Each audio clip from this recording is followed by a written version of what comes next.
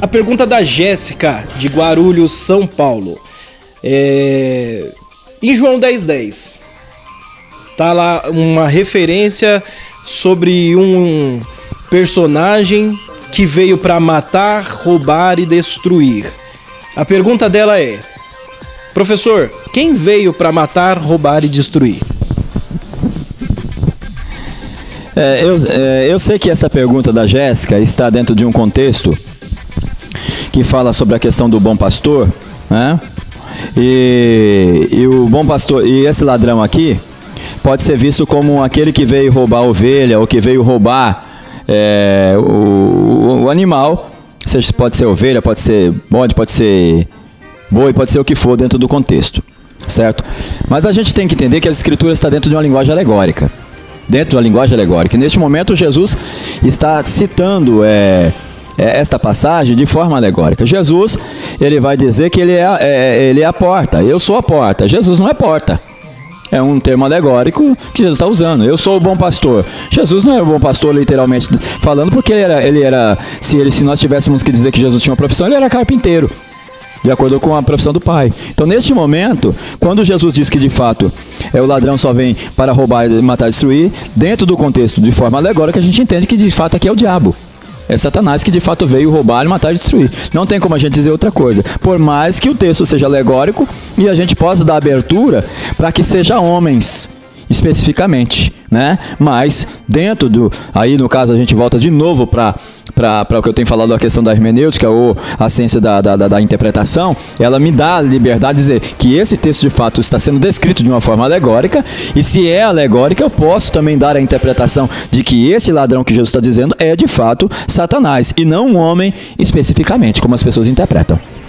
Professor, eu não vejo nem esse texto ele relacionando ele diretamente a pastores, né? Estaria sendo injusto com o hermenêutico e até mesmo com o escrito bíblico. Mas dentro de um contexto, professor, o contexto aqui ele vem tratando de homens. Tanto que se eu atribuir esse texto diretamente a um pastor ou atribuir diretamente a Satanás, eu não estaria sendo injusto e incoerente com o que está escrito? Eu acredito que não, Michel, porque nós temos aí uma parábola. Nós temos uma parábola. E a parábola tem uma verdade por trás, né? Se a gente disser que, se a gente reconhecer que de fato isso aqui é uma parábola, como que eu enxergaria esse ladrão como uma outra pessoa? Que ladrão que vai roubar alguma coisa de Cristo, que seja precioso de Cristo, que Cristo tenha? O próprio Cristo é colocado como se fosse, ele mesmo diz, o Filho do Homem não tem nem onde reclinar sua cabeça, a ponto de morar de favor com Pedro durante um bom tempo. Cristo não é esse homem que conduz ovelhas no sentido literal da palavra. Então não tem como você dar uma outra interpretação, se não a interpretação alegórica. Eu não vejo outra coisa nesse texto, não vejo. Mas e o 5? O 5 não diz, mas de modo nenhum seguirão um estranho. Quem que é esse estranho? Essa parábola, só um instantinho. Essa parábola, esse texto alegórico, ele traz três personagens. Ele traz o bom pastor, ele traz o lobo lá na frente e ele traz o mercenário. A pergunta dela é: quem veio para matar e roubar e destruir? Quando a gente lê essa pergunta, existem três personagens nesse texto e cada um desses três personagens são identificados. Por exemplo, o lobo dá para se entender que é as dificuldades, o problema, quem traz esses problemas é o diabo. Vendo vir o lobo, então o mercenário, que não é o bom pastor, que no caso o bom pastor seria Jesus, acaba abandonando as ovelhas. Então, nesse quesito, a pergunta o diabo ele já está identificado como lobo, nesse caso. Então, tá havendo alguma coisa diferente do que está escrito aí, alguma interpretação equivocada aí no sentido. Mas aqui está, Rogério, eu acho que se a gente for, por mais que haja esses personagens dessa maneira como você colocou a interpretação, esse mercenário está a serviço de quem? Mas esse mercenário é uma pessoa física. Mas mesmo assim, se ele vem roubar, matar e destruir, ele está a serviço de quem? Entende? A questão é a moral da parábola em si. Por mais que nós tenhamos um lobo, que nós tenhamos um mercenário, o bom pastor é justamente aquele que vai tentar. E o próprio Cristo diz, eu sou o bom pastor. Ele está fazendo um alerta. Sim, eu sou o bom pastor. Ele sendo o bom pastor, existe aquele que é mercenário. Sim. Que vende a alma, que vende a lã, que moe os... Sim. E vendo vir o lobo, que é o diabo, passa a abandonar as ovelhas. Sim, mas este de certa forma não acaba estando do lado do diabo, que é justamente aquele, então, entende? Existe uma pessoa física representada nessa parte. Sim, lógico que existe sim, que são os mercenários, que são aqueles que vendem mesmo, que vendem as ovelhas, que vendem os seus membros, que vendem igreja, que loteia, no caso, os seus membros, existe. Só que a moral da história é sempre o quê? Essas pessoas, elas estarão a serviço de quem? Não tem como negar. Então vamos lá, vamos tentar fazer um passeio histórico, assim, eu não tenho nada relacionado a essa pergunta, mas como identificar o mercenário dentro desse contexto, sem trazer para o hoje, sem fazer ataques, sem colocar uma pessoa diretamente específica? Quem seria esse mercenário? O professor talvez poderia trabalhar esses três assuntos, quem poderia ser o lobo, quem poderia ser o mercenário. O bom pastor já está claro quem é o bom pastor. Eu acho que o Rogério ele citou bem essa questão do lobo, como o próprio Satanás e sim como o próprio diabo em si, né? E o bom pastor está identificado como o próprio Cristo em si.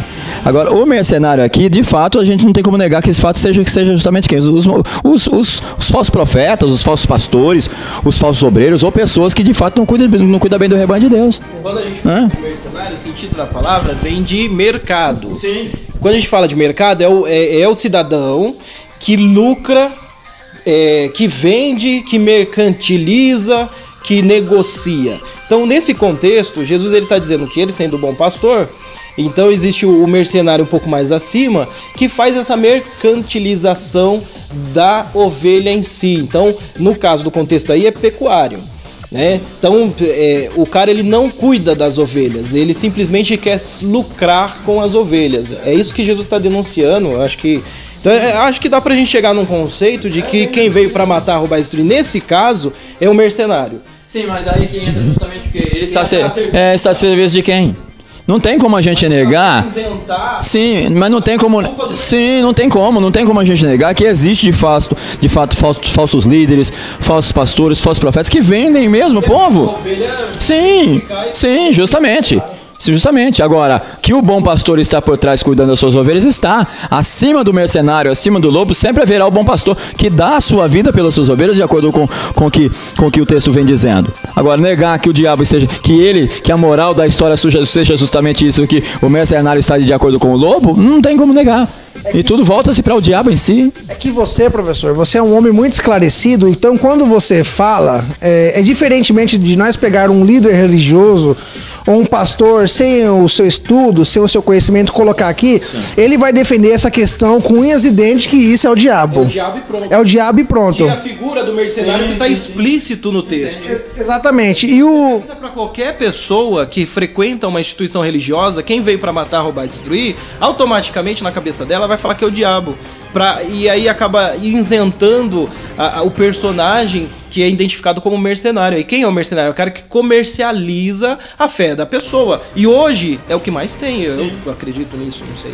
É que você falando com o Davi ele é um cara muito esclarecido, então ele não abre margem para mais questionamento. Mas, de fato, nós precisamos concordar que existe uma má interpretação em cima desse texto. Com certeza. E não só em cima desse texto. O brilhante é o Davi, né? Vamos à casa do Senhor. Sim. Salomão, de repente, nem tinha nascido ainda. Ou se tinha, não tinha construído o templo. Então... A maioria das pessoas que fazem a interpretação errada desses textos são pessoas que não identificam primeiramente o tipo de literatura que está lendo. A partir do momento que eu estou lendo uma parábola, eu vou ter que olhar todos os elementos da parábola e ver que, de fato, a interpretação dela eu não terei como interpretá-la como um texto literal. Certo? Você tem um problema lá em cima, né? Onde Cristo está dizendo: em verdade vos digo, que aquele que não entra pela porta do aprisco das ovelhas, mas sobe por outra parte, é ladrão e assaltante. É linguagem alegórica também, mas aquele que entra pela porta é o pastor. A esse o porteiro abre, as ovelhas ouvem a sua voz, chama pelo nome e as ovelhas leva as ovelhas para fora e elas vão com ele. Mas quando tira para fora todas as ovelhas que lhe pertencem, vai adiante delas, cuidando, sem te direcionar. E elas seguem, porque conhece a sua voz. Aí você vê que no versículo 6, o próprio Cristo vai dizer o quê? Jesus lhes propôs esta parábola, mas eles não entenderam o que ele queria dizer. Lógico que não vão entender mesmo, porque o próprio Cristo está denunciando todo um sistema religioso que havia na época. De líderes cegos que queriam guiar outros cegos.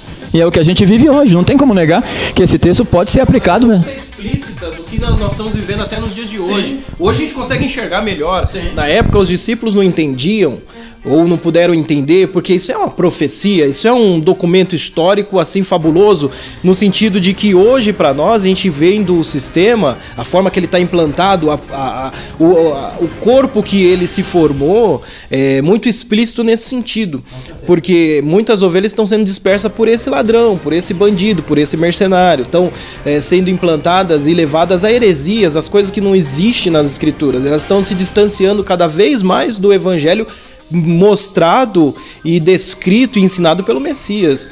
E a gente consegue ver isso hoje, e na época quando foi contado não tinha condições, porque realmente era para nós, e hoje está muito claro isso. Inclusive esse texto aí, ele tem uma ligação com aquilo que Paulo fala a Timóteo, que no final dos tempos viriam lobos, viriam homens amantes a si mesmos, que apostatarão alguns da fé, e assim vai, né, mais ou menos nesse sentido.